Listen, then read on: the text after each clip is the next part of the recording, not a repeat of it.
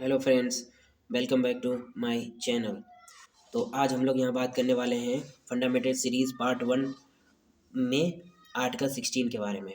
तो आर्टिकल 16 हमारा क्या कहता है? आर्टिकल 16 कहता है प्रोटेक्शन और equality in opportunity of public employment, मतलब कि equal opportunity to all of citizens.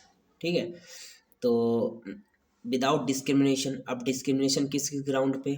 वही ग्राउंड्स हैं जैसे कि रिलीजन, रेस, कास्ट, सेक्स और प्लेस ऑफ बर्थ और रेजिडेंस। इसमें एक नया टर्म जोड़ दिया गया है, रेजिडेंस। अंडर द स्टेट, मतलब अंडर द स्टेट कोई भी एम्प्लॉय अगर वर्क कर रहा है तो उसे किसी भी तरह का डिस्क्रिमिनेशन नहीं देखने को मिलेगा, किसी भी तरह का डिस्क्रिमिनेशन गवर्नमेंट जॉब्स में। ठीक है, गवर्नमेंट जॉब्स में या रेजिडेंस में जो अगर वर्क पहले से कर रहा है वो। ठीक है, तो इसके लिए पार्लियामेंट ने एक लॉ बनाया था 1957 में। तो उसमें क्या था? रिक्वायरमेंट्स एज टू रेजिडेंस, मतलब अगर कोई एम्प्लॉय स्टेट के अंडर में काम कर रहा है, भले ही वो उस स्टेट की सर्विस ना कर रहा हो, अगर स्टेट के अंडर में कर रहा है तो स्टेट उसको रेजिडेंस प्रोवाइड करवाएगी। ठीक है, ये था। लेकिन ये कब ख़त्म हो गया? ये ख़त्म हो गया 1974 में। उसके बाद ऐसा कोई लॉ नहीं बना है। तो इसके इस आर्टिकल के भी 3 एक्सेप्शंस हैं, उसके बारे में देख लेते हैं। पहला एक्सेप्शन क्या है? पहला एक्सेप्शन है कि स्टेट रेजिडेंस प्रोवाइड करवाएगा। ठीक है, स्टेट रेजिडेंस प्रोवाइड करवाएगा अगर उसके अंडर में, स्टेट के अंडर में कोई भी एम्प्लॉय काम कर रहा है, भले ही वह स्टेट की सर्विस नहीं कर रहा है तो। दूसरा एक्सेप्शन है कि बैकवर्ड क्लास के लिए रिजर्वेशन देगा अपॉइंटमेंट्स में और पोस्ट में स्टेट। ठीक है, तीसरा तीसरा हमारा है कि अगर कोई भी रिलीजियस इंस्टीट्यूशन और डिनोमिनेशन इंस्टीट्यूशनल, अगर कोई भी धार्मिक संस्थान अगर स्टेट के अंडर में वर्क कर रहा है तो वह यह सुनिश्चित करे, यह उसकी जिम्मेदारी होगी स्टेट की कि जो उसका हेड होगा संस्थान का, वो जिस धार्मिक संस्थान है, जिस धर्म का वो, तो उसी धर्म का वह हेड होना चाहिए। ये स्टेट की जिम्मेदारी है। ठीक है, ये 3 एक्सेप्शन थे इसमें।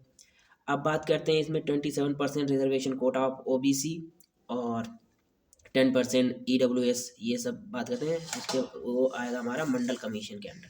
ठीक है, अब मंडल कमीशन क्या था और उसकी क्या रिपोर्ट उसने बनाई थी, उसके बारे में क्या बताया था, ये सब अभी डिस्कस करने वाले हैं मंडल कमीशन में। तो सबसे पहले डिस्कस करते हैं 1979 में, जब मोरारजी देसाई की गवर्नमेंट थी। उस समय एमपी को, उन्होंने एक एमपी को लिया जिसका नाम था BP Mandal. And according to article 340 MP की जिम्मेदारी होती है कि अदर बैकवर्ड क्लासेस के जो सोशली एजुकेशनली बैकवर्ड क्लासेस हैं उनके एडवांसमेंट के लिए कुछ काम करें। तो इसी को नज़र में रखते हुए मोरारजी देसाई ने अपॉइंट किया एक चेयरमैन को और एक कमीशन बनाया, मंडल कमीशन, और उसके चेयरमैन कौन थे? बीपी मंडल। तो 1979 में ये बनाया। एक साल बाद उन्होंने, इस कमीशन ने, मंडल कमीशन ने रिपोर्ट दी। अब रिपोर्ट में क्या बताया उन्होंने? 3743 यानी 3743 कास्ट ऐसी हैं जो सोशली और एजुकेशनली बैकवर्ड है। ठीक है, तो उसमें से ओबीसी अकेले, इन कास्ट में अकेले ओबीसी 50% है, मतलब 50% अकेले ओबीसी है। तो ओबीसी को 27% कोटा मिलना चाहिए, ऐसा इस रिपोर्ट ने सजेस्ट किया। चलो ठीक है, रिपोर्ट बन गई, सजेशन हो गया, सब हो गया। अब 1918 में, अब 10 साल बाद जब बीपी सिंह की गवर्नमेंट आई 1990 में, तो उन्होंने ये रूल लागू कर दिया। उन्होंने ओबीसी को 27% रिजर्वेशन दे दिया। उसके एक साल बाद नरसिम्हा राव की गवर्नमेंट आई। नरसिम्हा राव ने क्या किया? इसमें कुछ चेंजेस किए।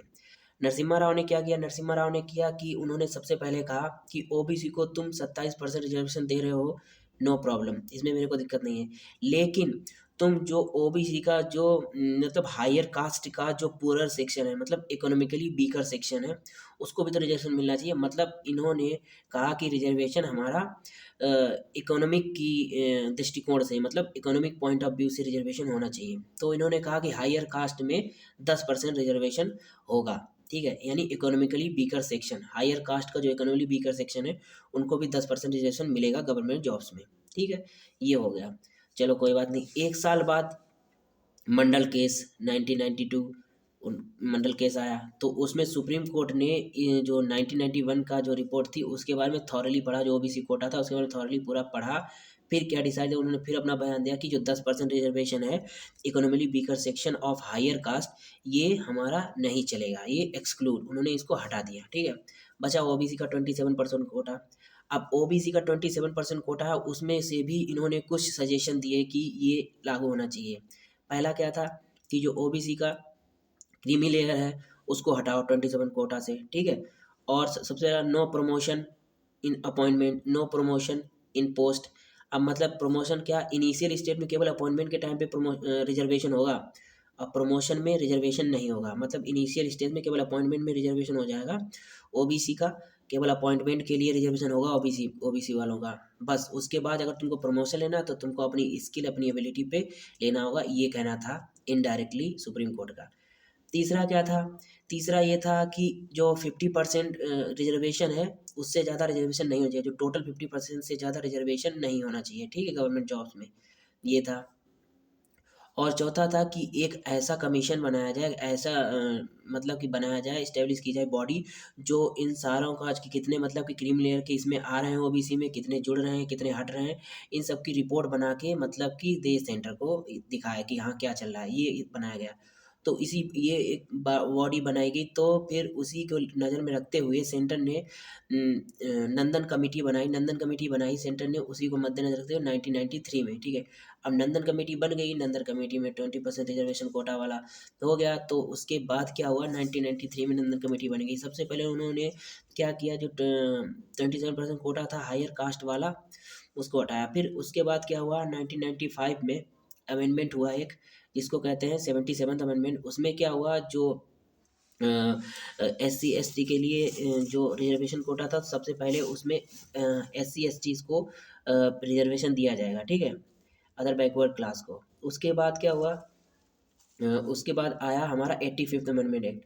85th अमेंडमेंट 2005 में आया। उस 2005 के अमेंडमेंट एक्ट में क्या कहा गया था, उसमें ये कहा गया था कि जो रिजर्वेशन है 27% का, वो तो मिलेगा ओबीसी वालों को। ठीक है, उसके बाद जो सीनियरिटी के हिसाब से, मतलब कि अगर कोई प्रमोशन हो रहा है, किसी गवर्नमेंट डिपार्टमेंट का प्रमोशन हो रहा है, तो दो एम्प्लॉय हैं सेम एज के, वो सीनियर हैं।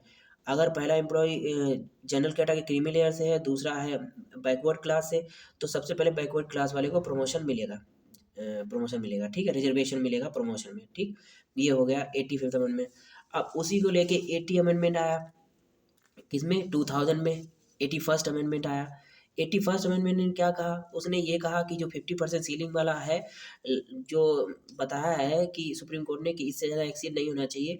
बैकलॉग वैकेंसी जो नहीं फिल हो पाती हैं उसको कैसे भरा जाए, तो बैकलॉग वैकेंसी की बात रही, जैसे कि कोई वैकेंसी किसी साल में नहीं फिल हो पाई है, तो उस साल की वैकेंसी को एक अलग से वैकेंसी बना के तुमको रखना है, उसको फिल करना है, अलग से वैकेंसी बना के तुम उसको रिलीज़ करो और उसको फिल करो, उसी साल फिल करो या आने वाले सालों में फिल करो। ये बताया गया 81st अमेंडमेंट एक्ट 2000 के तहत। ठीक है, तो अब इसका इनडायरेक्टली क्या मतलब हुआ, जो 50% सीलिंग वाला जो था, सुप्रीम कोर्ट का पॉइंट जो था वो ख़त्म हो गया। ठीक है, और फिर एक 77 अमेंडमेंट एक्ट बनाया गया 2000 नहीं सॉरी 1994 में, जो कि तमिलनाडु को प्लेस करता है 9th शेड्यूल में। जुडिशल रिव्यू से वो जब 9th शेड्यूल में आ गया ये एक्ट, 77 अमेंडमेंट एक्ट 1994, ये 9th शेड्यूल में प्लेस किया गया। तो क्यों, जुडिशल रिव्यू से बचाने के लिए। और इसमें क्या हुआ, इसमें उन्होंने रिजर्वेशन दिया बैकवर्ड क्लास को, अदर बैकवर्ड क्लास को कितना, 69%, जो कि 50% से बहुत ज़्यादा था। तो यही था हमारा ऑल ओवर आर्टिकल 16। मिलते हैं नेक्स्ट आर्टिकल में, इसी सीरीज़ के आर्टिकल 17 में। तब तक के लिए धन्यवाद।